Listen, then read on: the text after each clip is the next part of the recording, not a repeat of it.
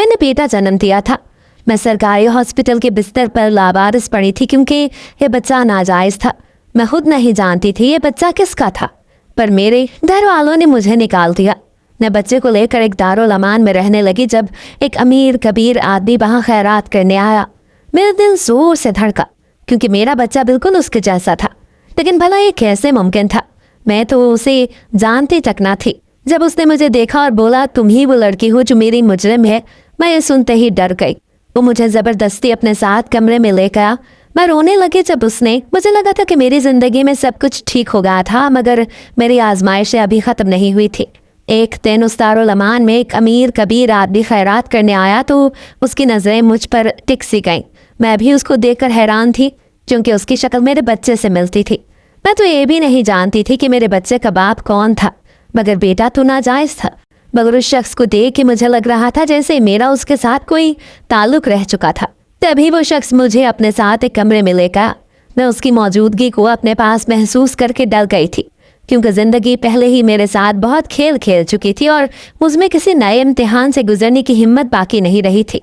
मगर तभी वो कहने लगा कि मेरा नाम मुकद्दस है, मेरा ताल्लुक पाकिस्तान के शहर सियालकोट से है जहाँ मैं अपनी बड़ी बहन और अम्मा अब्बा के साथ रहती थी। मैं एक मुतवस्सित घराने में पैदा हुई थी जहाँ 2 वक्त की रोटी कमाने के लिए घर के हर फर्द को मेहनत मजदूरी करना पड़ती थी। मेरी बहन मरवा मुझसे 4 साल बड़ी थी और अम्मा के साथ मोहल्ले में सिलाई का काम करती थी। अब्बा एक छोटे से कारखाने में मेहनत मजदूरी करके कुछ पैसे कमा लेते थे जिससे हमारा गुजारा मुश्किल से हो ही जाता था। उस कारखाने में अब्बा चमड़े के बैग सीते थे। अम्मा ने अब्बा से कुछ बुरे हालात का शिकवा नहीं किया था। वो बस हमेशा यही कहती थी कि गरीब वो नहीं होता जिसके पास पैसा ना हो, बल्कि गरीब तो वो होता है जो हालात के सामने हार मान जाए। हमारी ज़िंदगी सादा मगर बाइज्जत थी। मैं गवर्नमेंट स्कूल में पढ़ती थी और पढ़ाई में अच्छी भी थी। ऊंचे ऊंचे ख्वाब देखना मेरा शौक था। मेरे बहुत से ख्वाब थे कि मैं एक दिन टीचर बनूंगी और अपने घर को बेहतर बनाऊंगी। मैं इतना कमा सकूंगी कि अब्बा को कारखाने से छुट्टी दिलवा सकूंगी और मरवा के हाथ भी खुद ही पीले करवाऊंगी। मगर मैं ये नहीं जानती थी कि ख्वाब जब आंखों से निकलकर हकीकत की ज़मीन पर उतरते हैं तो अक्सर ज़ख्मी हो जाते हैं। हम दोनों बहनें बेइंतहा खूबसूरत थी, मगर मरवा मेरी निस्बत सादा मिजाज और खामोश तवा थी। वो हमेशा हालात के साथ समझौता करने वाली और एक सादा सोच रखने वाली आम सी लड़की थी। मगर मेरे ख्वाब बहुत ऊंचे थे। मरवा को जो भी मिलता वो उसी में खुश हो जाती, मगर मैं हमेशा बेहतर और ज़्यादा लेने के हक में थी। हम जिस छोटे से घर में रहते, कभी कभी मेरा दिल चाहता था कि मैं अपने उस छोटे और आम से घर से निकलकर एक बहुत बड़े घर में रहने लगूं, क्योंकि मुझे गरीब होना बिल्कुल भी अच्छा नहीं लगता था। मैं चाहती थी कि मैं बहुत जल्द इतने पैसे कमाने के काबिल हो जाऊं कि मुझे दोबारा कभी उस छोटे से घर को देखना ही ना पड़े। इसलिए मैं खूब दिल लगा के मेहनत कर रही थी, मगर मुझ में सब्र बिल्कुल भी नहीं था। मैं जल्द ही अमीर होना चाहती थी। उस वक्त मरवा मैट्रिक कर रही थी जब अम्मा अब्बा को ये फिक्र सताने लगी कि मरवा अब जवान हो गई थी और उसको उसके घर का कर देना चाहिए था, क्योंकि हमारी बरादरी में लड़की की कम उम्री में ही शादी कर दी जाती थी। इसलिए अम्मा ने एक तो रिश्ते वालियों को मरवा के लिए अच्छा सा रिश्ता ढूंढने के लिए कह दिया था। मैं तो इस हक में बिल्कुल भी नहीं थी कि अम्मा अब्बा मरवा की शादी कम उम्री में कर देते और उसे छोटे से घर से उसको रुखसत कर देते, क्योंकि मैं तो ये चाहती थी कि जब मैं बहुत सारे पैसे कमाऊंगी और हम अमीर हो जाएंगे तो मैं अपनी बड़ी बहन को खुद धूमधाम से रुखसत करूंगी। लेकिन अम्मा अब्बा मेरी बात सुन के हमेशा हंस दिया करते और मुझे नादान समझते। उनको लगता कि मेरे ख्यालात बहुत ऊंचे थे। शायद इसलिए मैं ऐसा सोचती थी कि मैं अपने घर वालों की तकदीर बदल दूंगी, मगर मैं ये नहीं जानती थी कि मेरे घर वालों की तकदीर मेरी ही वजह से बदलने वाली थी। मगर उस तकदीर का रुख बहुत भयानक होने वाला था। अम्मा तो मरवा के लिए किसी अच्छे से रिश्ते की तलाश में थी, मगर हमारे माली हालात ऐसे न थे कि कोई अच्छा रिश्ता हमें मिल पाता। हमारे घर मरवा के लिए जो भी रिश्ता आता वो लड़का कोई ना कोई अनाड़ी ही होता। कभी मरवा के लिए किसी मोची का रिश्ता आता तो कभी किसी ऐसे लड़के का जो लोगों के घरों में झाड़ू पूछा करता था। अम्मा अब्बा ने हर तरह के आम से रिश्ते को इनकार कर दिया। मरवा भी खामोश थी। वो बेचारी तो वैसे भी सादा और मासूम सी लड़की थी। उसको तो अम्मा अब्बा जहाँ भी और जिसके साथ भी ब्याह देते वो खुशी खुशी रुखसत होकर चली जाती। लेकिन वो अम्मा अब्बा के लिए इतना बोझ भी नहीं थे कि वो उसको ऐसे ही किसी एरे लड़के के हवाले कर देते। आखिरकार एक दिन रिश्ता करवाने वाली ने अम्मा को एक रिश्ता बताया। उस लड़के का नाम वसीम था और वो सऊदी अरब में मेहनत मजदूरी करता था। अम्मा अब्बा को लगा था कि शायद अच्छा नसीब हमारा दरवाज़ा खटखटा रहा था। वसीम की माँ ने साफ कह दिया था कि उनको जहेज की कोई ज़रूरत नहीं थी। वो तो ये चाहते थे कि बस लड़की नेक हो। हमें लगा था कि हम खुश नसीब थे, इसलिए हमारी दहलीज पर वसीम का रिश्ता आया था। अम्मा अब्बा के दिल में इस रिश्ते को लेके थोड़ा सा डर ज़रूर था कि आखिर हम गरीबों के घर में इतना अच्छा रिश्ता कैसे आ सकता था। मगर मैं तो वसीम का रिश्ता देखते ही बहुत ज़्यादा खुश हो गई और ये सोचने लगी कि जब मरवा शादी करके अपने शौहर के साथ मुल्क से बाहर चली जाएगी तो मैं भी उससे मिलने के लिए बाहर के मुल्क जाती रहूँगी, क्योंकि वो मेरी इकलौती बहन थी और मैं बाहर जाकर मेहनत मजदूरी करके ढेर सारे पैसे कमा सकूंगी। इसलिए मैं चाहती थी कि अम्मा अब्बा इस रिश्ते से इनकार न करें। अम्मा अब्बा भी इस रिश्ते के लिए मान ही गए, क्योंकि वसीम शक्ल सूरत से खूबसूरत तो था ही, लेकिन सीरत से भी वो एक सुलझा हुआ लड़का था। उसकी फैमिली भी छोटी सी थी और सबसे बड़ी बात ये थी कि वो लोग हमसे किसी भी जहेज का मुतालबा नहीं कर रहे थे। मैं बहुत खुश थी और न जाने क्या कुछ सोचने लगी थी। मुझे लगा था कि जब मरवा की शादी वसीम से हो जाएगी तो हम बहुत जल्द अमीर हो जाएंगे और हमारे घर के हालात भी बदल जाएंगे। किसी हद तक तो मैं बिल्कुल ठीक ही थी। हमारे घर के हालात बदलने तो वाले ही थे, मगर मैं ये नहीं जानती थी कि उनका रुख किस सिमत में जाने वाला था। शादी की तारीख तय हो गई। मैं बहुत ज़्यादा खुश थी। जब भी वसीम के घर वाले आते तो मैं भाग भाग के उनकी खिदमतें करती। मुझे इस बात की परवाह नहीं थी कि मरवा मेरी इकलौती बहन थी और शादी के बाद मुझसे बहुत दूर जाने वाली थी। मुझे गर्ज थी तो सिर्फ इस बात से कि मरवा की शादी कैसे लड़के के साथ हो रही थी जो हमसे अमीर था। आखिरकार मरवा की शादी सादगी से हो गई और वह वसीम के घर रुखसत होकर चली गई, जो लाहौर में था। वसीम शादी के लिए छुट्टी लेकर पाकिस्तान आया हुआ था, मगर वसीम शादी के लिए 1 हफ्ते बाद ही वापस सऊदी अरब चला गया और अब 2 साल तक उसकी वापसी मुमकिन न थी।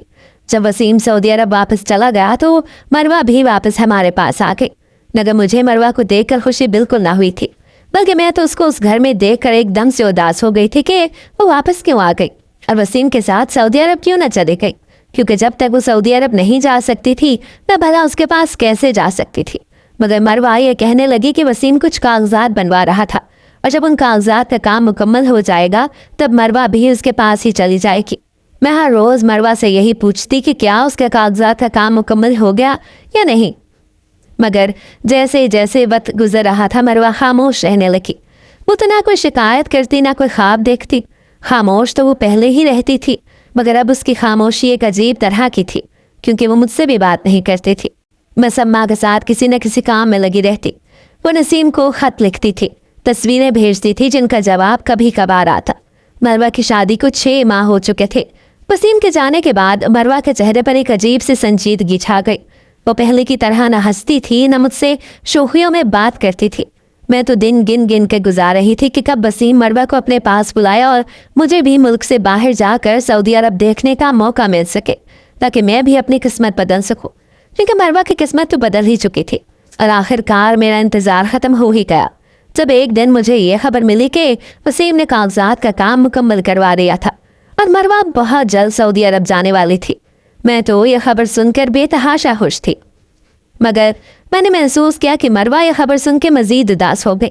जब मैंने उससे इस उदासी की वजह पूछी तो मुझे कहने लगी कि अम्मा अब्बा और मुझसे दूर जाने का गम उसको उदास कर रहा था, मगर मुझे उस पर बेतहाशा गुस्सा आया कि कब किस्मत उस पर मेहरबान हो रही थी तो वह नाशुक्री क्यों कर रही थी। उसके पास तो मौका था कि वो गरीबी से निकलकर अमीरों वाली ज़िंदगी गुजारे, मगर फिर भी उदास हो रही थी। उदासी सिर्फ वो ही नहीं थी, बल्कि जैसे जैसे उसके जाने के दिन करीब आ रहे थे अम्मा अब्बा भी उदास होने लगे थे, मगर मुझे उन सब पर बेतहाशा गुस्सा आता था। आखिरकार वो दिन आ ही गया जब मरवा नम आंखों के साथ हम सबको छोड़कर वसीम के पास सऊदी अरब चली गई। उस दिन अम्मा अब्बा की आंखों में भी आंसू थे, मगर मेरे चेहरे पर मुस्कुराहट थी और आंखों में वही ख्वाब जो मैं हमेशा से देखती आई थी, अमीर होने के और घर के हालात को बदल कर रख देने के ख्वाब। मैंने जाते हुए मरवा को यही कहा था कि मुझे भी अपने पास बुला लेना, क्योंकि मुझे भी बाहर के अमीरों वाली ज़िंदगी देखनी है। मगर मरवा मुझे कहने लगी कि वो तो मुझसे और अम्मा अब्बा से दूर बिल्कुल नहीं जाना चाहती थी, मगर मैं ऐसी ख्वाहिश क्यों कर रही थी। मुझे तो खुश होना चाहिए था कि मैं अम्मा अब्बा के पास थी, मगर मुझे उस वक्त उस बात की कोई परवाह नहीं थी। मैं तो सिर्फ और सिर्फ बाहर के मुल्क का पैसा कमाना चाहती थी ताकि अमीर हो सकूं और गरीबों वाली ज़िंदगी से निकलकर एक बड़े से घर में अपनी ज़िंदगी गुजार सकूं, जैसा कि मैं हमेशा फिल्म और ड्रामों में देखती आई थी। उस वक्त हमारे घर में किसी के पास मोबाइल नहीं था, बल्कि हमारे मोहल्ले में जो लोग अमीर थे सिर्फ उनके पास ही मोबाइल होता था। उनमें से ही एक घर आलिया का था जो मेरी स्कूल की दोस्त थी और वो अमीर थी, इसीलिए उसके पास अपना मोबाइल फ़ोन था। मैं हर रोज़ आलिया के घर जाती और उसके फ़ोन से मरवा से बात किया करती और उससे हमेशा एक ही बात कहती कि वो मुझे अपने पास बुला ले। मैंने मरवा से कभी ये नहीं पूछा कि बाहर की ज़िंदगी कैसी थी या क्या वो बाहर जाकर खुश भी थी या नहीं, उसको हमारी याद आती थी या नहीं, बल्कि मैं तो उसको हमेशा एक ही बात कहती कि वो जितनी जल्दी हो सके मुझे भी अपने पास बुला ले, क्योंकि मैं गरीबों वाली ज़िंदगी गुजार के तंग आ चुकी थी और उसके पास जाना चाहती थी। मेरी बातें सुन सुनकर मरवा के साथ आलिया भी हैरान होती और मुझे समझाती कि बाहर की ज़िंदगी इतनी आसान नहीं जितना कि मैं सोचती थी, क्योंकि उसके अपने अब्बा भी बाहर के मुल्क में ही नौकरी करते थे। मगर मुझे ऐसा लगता था जैसे बाहर की ज़िंदगी इस ज़िंदगी से तो बहुत बेहतर थी जो कि मैं इस छोटे से घर में गुजार रही थी। मैं हर रोज़ मरवा से एक ही बात कहती, वो बस किसी तरह मुझे अपने पास बुला ले। मैं उसके पास जाकर हर तरह का काम करने के लिए तैयार थी जिससे मैं ढेर सारे पैसे कमा सकती।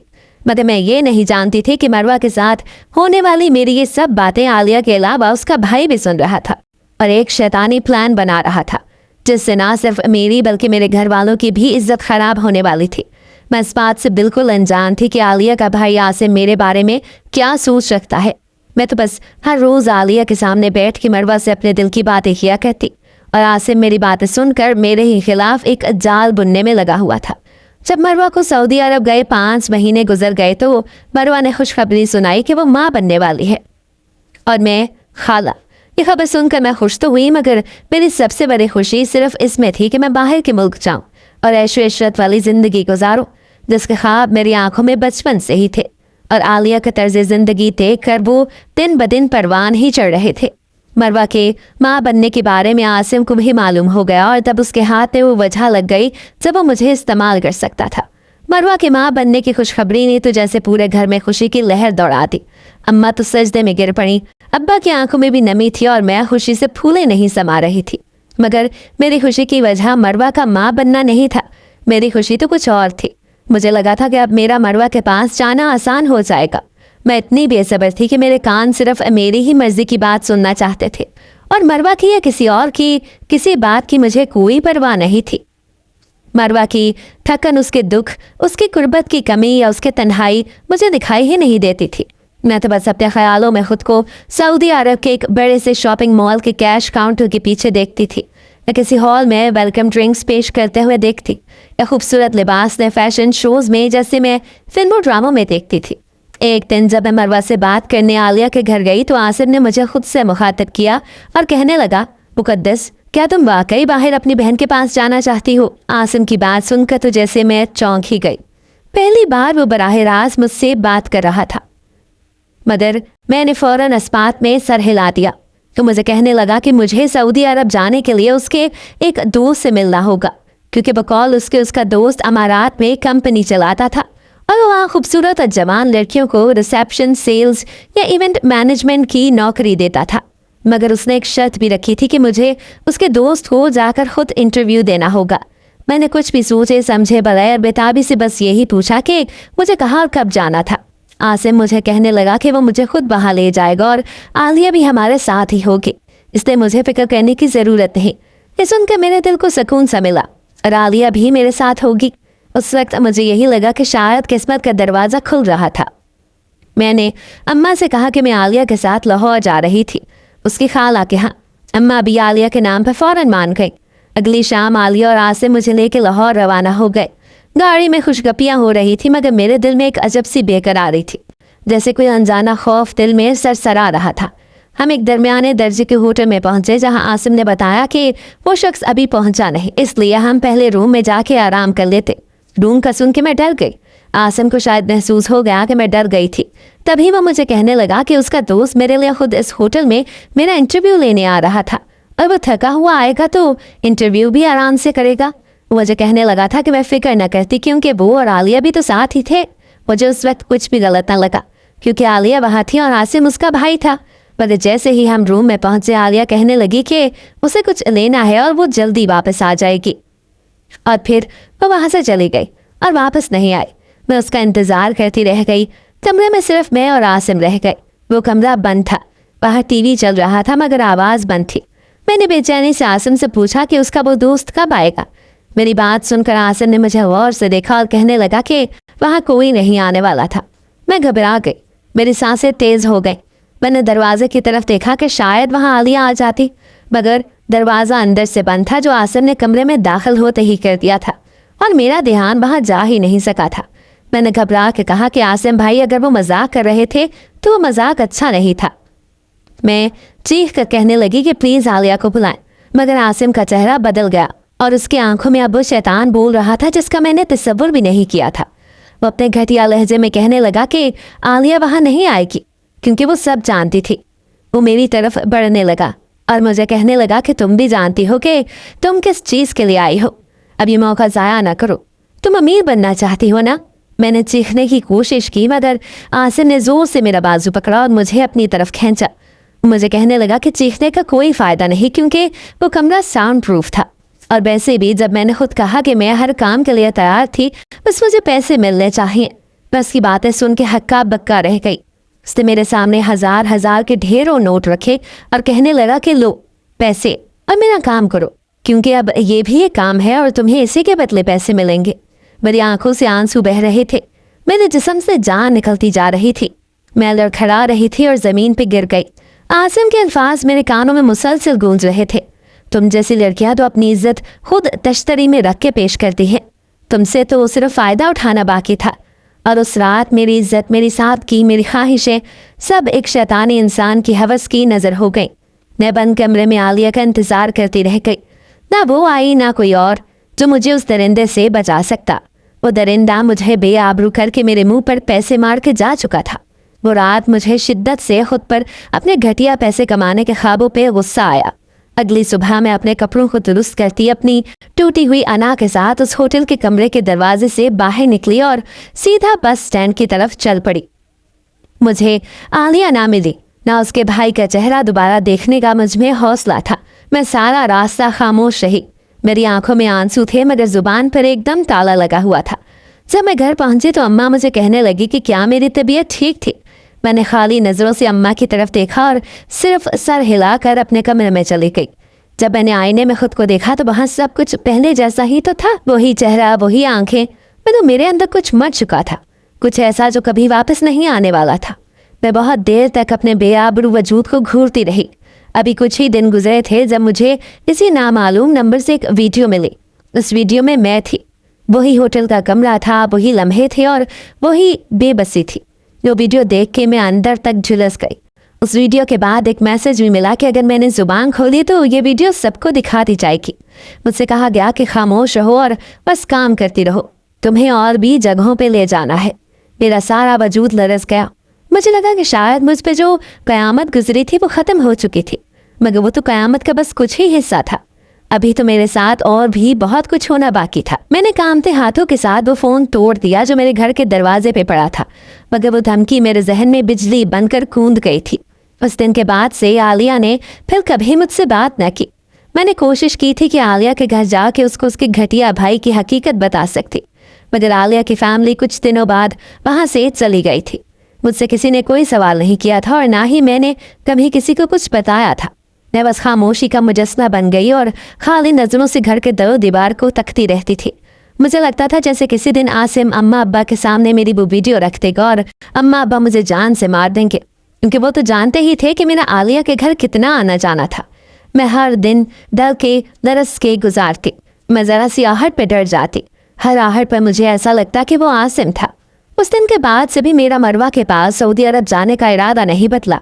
मैं उसके पास हर कीमत पे जाना चाहती थी, मगर अब मेरे पास आलिया का मोबाइल नहीं था जिससे मैं मरवा से कोई राब्ता रख सकती। काफ़ी महीने गुजर गए, सब कुछ ठीक था। मैं आहिस्ता आहिस्ता वो सब कुछ भूलने लगी जो मेरे साथ उस होटल के कमरे में हुआ था। एक तरह से मैं खुश भी थी कि इस बारे में किसी को कुछ मालूम ना था। मुझे लगा था कि सब कुछ ठीक हो गया था, मगर एक दिन जब मैं घर में अकेली थी तो दरवाजे पर बहुत ज़ोर की दस्तक हुई। मैं डर गई। मैंने डरते डरते दरवाज़ा खोला तो वहाँ हमारे मोहल्ले का ही एक बच्चा हाथ में लिफाफा लिए खड़ा था। मैंने उस बच्चे से वो लिफाफा पकड़ा और जब मैं उससे कुछ पूछने ही वाली थी कि वो एकदम से वहाँ से भाग गया। वो लिफाफा भारी था। मैंने अंदर आते ही उस लिफाफे को खोला तो मेरे पैरों तले से ज़मीन निकल गई। उसमें मेरी कुछ तस्वीरें थीं जो उसी होटल के कमरे में बनाई गई थी, और उन तस्वीरों में मेरी हालत देखकर कोई भी मुझे बेइज्जत और बेआबरू होने का ताना दे सकता था। उन तस्वीरों के साथ एक कागज़ भी था जिस पे लिखा था कि अगर मैं चाहती थी कि वो तस्वीरें मेरे अम्मा अब्बा या मरवा के हाथ ना लगे तो मुझे उसके ऊपर लिखे पते पे जाना था और एक बार फिर से वो सब कुछ करना था जो पहले भी मेरे साथ हो चुका था। मुझे एक झुरझुरी आ गई। अब मैंने पूरी ताकत के साथ उस लिफाफे को उठा के दीवार पे दे मारा। मेरे जहन में तरह तरह के ख्यालात आ रहे थे कि अगर मैं उस भेजे हुए पते पे ना गई तो ना जाने मेरे साथ क्या कुछ हो जाएगा। पहले तो मैं ये शुक्र करती थी कि इस बारे में किसी को भी कुछ मालूम नहीं था, लेकिन ये सोच कर ही मेरी रूह तक काम कही कि अगर इस बारे में किसी को मालूम हो गया तो अम्मा अब्बा तो जीते जी मर जाएंगे। मुझे कुछ समझ नहीं आ रहा था कि मैं क्या करूं। मैंने उस लिफाफे को आग लगा के पानी में बहा दिया और ये सोच कर मुतमईन हो गई कि मैं दोबारा वैसा कोई काम नहीं करूंगी जिसकी वजह से मुझे पछताना पड़े। मैंने बहुत मुश्किल से खुद को पुरसुकून किया और गुजरे हुए दिनों को भूलने की कोशिश करने लगी। मुझे लगा था कि उस लिफाफे को जला देने से मेरी मुश्किलात ख़त्म हो गई।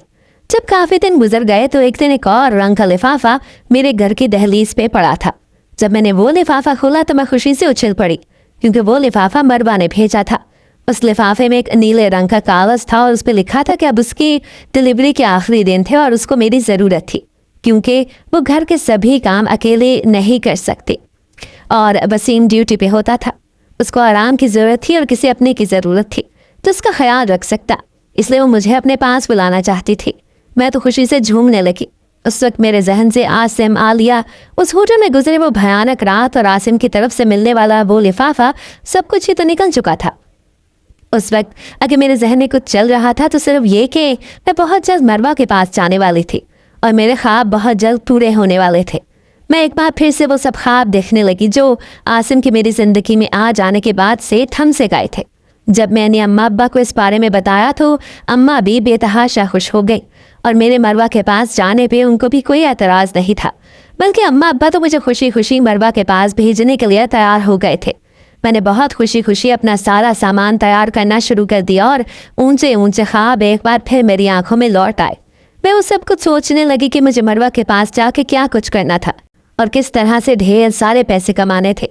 जिस दिन मैं उस लिफाफे पे लिखे हुए पते पे जाने वाली थी, अब्बा बहुत खुशी खुशी मुझे छोड़ने जा रहे थे। वो एक बड़ी सी बिल्डिंग थी जहाँ से मुझे अपना पासपोर्ट और दूसरे कागजात लेने थे, क्योंकि मरवा मुझे पहले ही बता चुकी थी कि मेरे सारे कागजात का काम वसीम ने मुकम्मल करवा दिया था और मुझे बस वो सब कागजात एक बड़ी सी बिल्डिंग में जाके लेने थे और उसके बाद एयरपोर्ट पे जाना था जहाँ से मैं मरवा के पास जा सकती थी।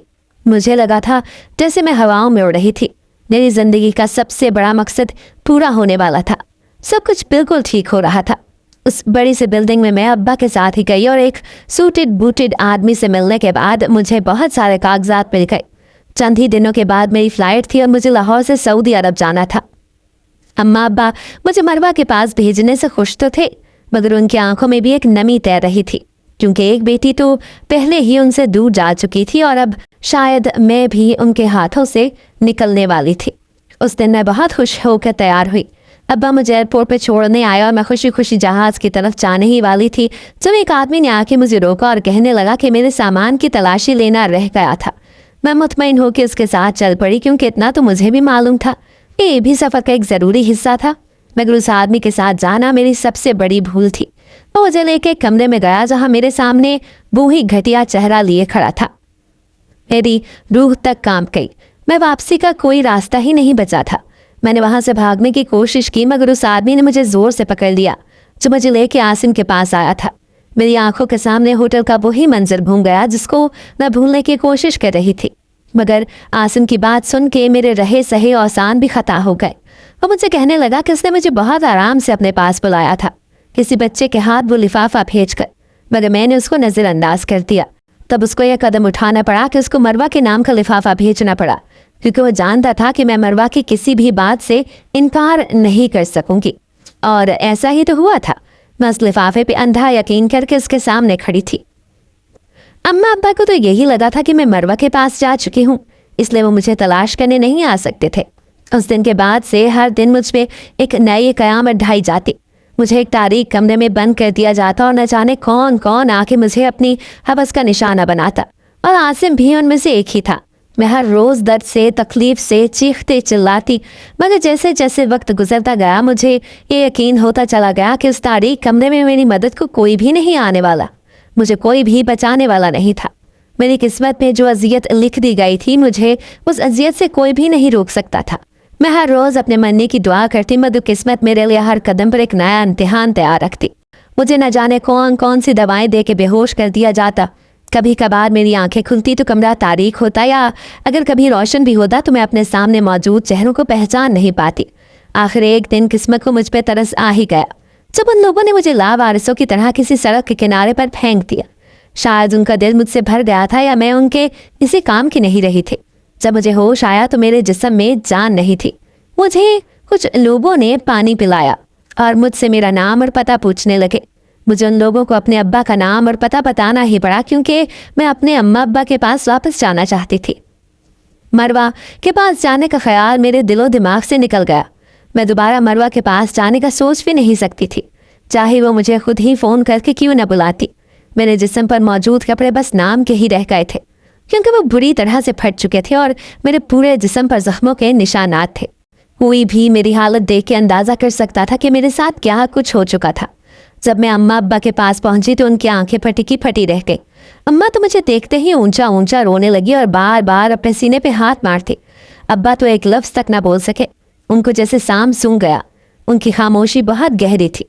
मुझे लगा था कि शायद अम्मा अब्बा मेरे साथ हमदर्दी करेंगे, मगर जब कुछ दिन गुजरे तो मेरी तबीयत बोझल होने लगी और मुझे मतलियाँ होने लगी, जिसका मतलब साफ था कि मैं हामला थी। तभी अब्बा आगे बढ़े और मेरे मुंह पर एक जोरदार थप्पड़ लगाया। मुझे कहने लगे कि इसीलिए मैंने तुझे मना किया था कि तू अमीर लोगों से दोस्ती ना किया कर। मुझे अब्बा की बात की कुछ समझ ना आई। तब अब्बा ने एक लिफाफा मेरे मुंह पे दे मारा, जिसमें मेरी आसिम के साथ गैर अखलाकी तस्वीर थी, जिनको देखकर मैं नजरें चुरा गई। अब्बा जानते थे कि मेरा आलिया के घर आना जाना था और वो मुझे मना करते रहते थे, मगर मैं जिद करके उसके घर जाती थी। अब्बा को लगा था कि मैंने आसिम के साथ जानबूझकर मुंह काला किया है। मैं उनको अपनी सफाइयाँ देती रह गई, मगर किसी ने भी मेरी बात का यकीन ही न किया कि मेरे साथ क्या हुआ था। ऊपर से मेरा बढ़ता हुआ पेट मुझे मजीद रुस्वाई में मुब्तला कर रहा था। अब्बा ने मुझे धिक्के दे के अपने ही घर से निकाल दिया, क्योंकि वो नहीं चाहते थे कि मेरी वजह से लोग उन पर उंगलियाँ उठाते। मैं अपना लाग और वजूद लेके दर दर फिरने लगी। कोई भी मुझे अपने साथ रखने के लिए तैयार नहीं था। मैं कभी किसी सड़क किनारे सो जाती और कभी किसी पार्क में बड़े बेंच पे सो जाती, जहाँ पर मेरी ही जैसी और भी बहुत सी भिखारी औरतें सो रही होती। मैं भीख मांग के अपना गुजारा कर रही थी। अमीर होने के सब ख्वाब एक तल्ख हकीकत का रूप धार के मेरे बच्चे कुचे वजूद को नोच रहे थे। मुझे कुछ नहीं मालूम था कि मेरे अम्मा अब्बा कैसे थे और मरवा कैसी थी।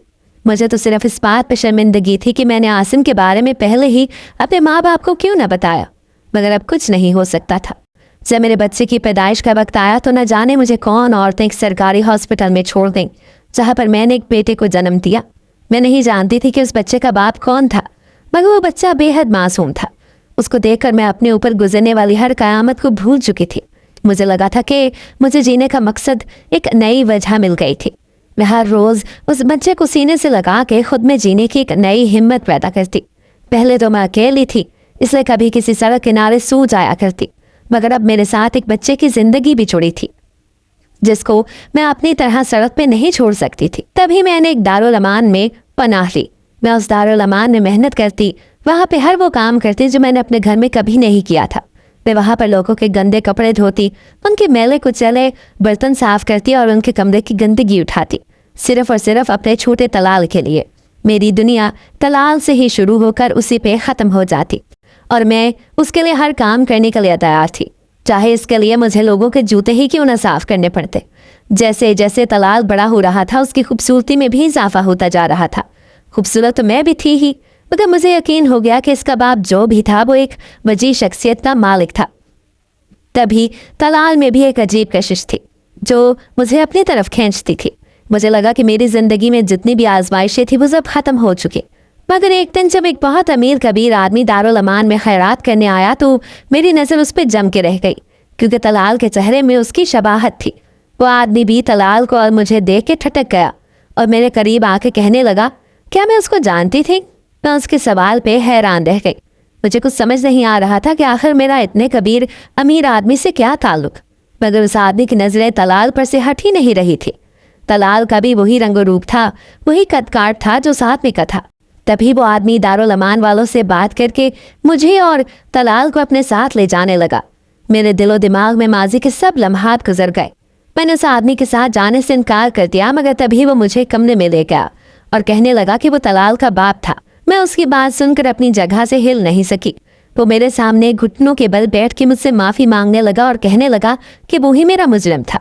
उसने अपने कुछ दोस्तों के साथ मिलके मेरे साथ बहुत गलत किया, मगर मेरे साथ गलत करने के बाद उसको एक लम्हा भी सुकून मुयस्सर न हुआ। उसका नाम तैमूर था और वो शहर का बहुत बड़ा बिजनेसमैन था। उसके पास किसी भी चीज़ की कमी नहीं थी, मगर हर रात मेरा चेहरा उसके सामने किसी भयानक ख्वाब की तरह आ जाता।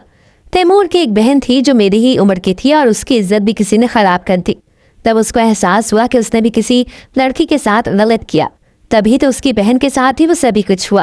वो बहुत अरसा मेरी तलाश में था, इसलिए मेरे नाम का सदका हर जगह दिया करता था। हर जगह मेरे नाम की खैरात दिया करता था ताकि किसी तरह अपने गुनाह का कफ़ारा अदा कर सके। मगर वो ये नहीं जानता था कि एक दिन उसका गुनाह उसकी आंखों के सामने आ खड़ा होगा। मुझे भी उसकी बातों पे कुछ कुछ यकीन तो हो ही गया, क्योंकि तलाल बिल्कुल तैमूर की कॉपी ही तो था। उसके भी तो वही नैन नकूश थे जो तैमूर के थे। मैं बहुत मुश्किल से तैमूर के साथ जाने के लिए तैयार हुई थी, क्योंकि मेरे पास उसके सिवा और कोई चारा नहीं था। आज मुझे तैमूर के निकाह में रहते हुए 2 साल गुजर गए हैं। तैमूर आसिम का ही कोई दोस्त था और उन्हीं लोगों में शामिल था जिन्होंने मेरी इज्जत खराब की थी। मुझे सच कहते हैं कि खुदा की लाठी बेआवाज होती है। उसने जो कुछ मेरे साथ किया था वही कुछ उसकी बहन के साथ भी हुआ था, और वो जिंदा नहीं रही थी। तब उसको अपने गुनाह का एहसास हुआ और उसने मुझसे माफ़ी मांगने के साथ साथ आसिम को सज़ा भी दिलवाई।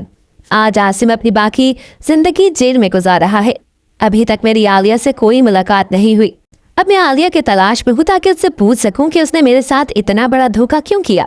मरवा के यहाँ भी एक बेटी पैदा हुई, मगर मेरे घर वाले दोबारा मेरी शक्ल नहीं देखना चाहते, क्योंकि उनको लगता है कि मेरे साथ जो कुछ भी हुआ उस सब में मेरा अपना ही कसूर था। आज मेरे पास रुपए पैसे की कोई कमी नहीं, मगर अब मुझे इस रुपए पैसे की कोई तलब ही नहीं रही।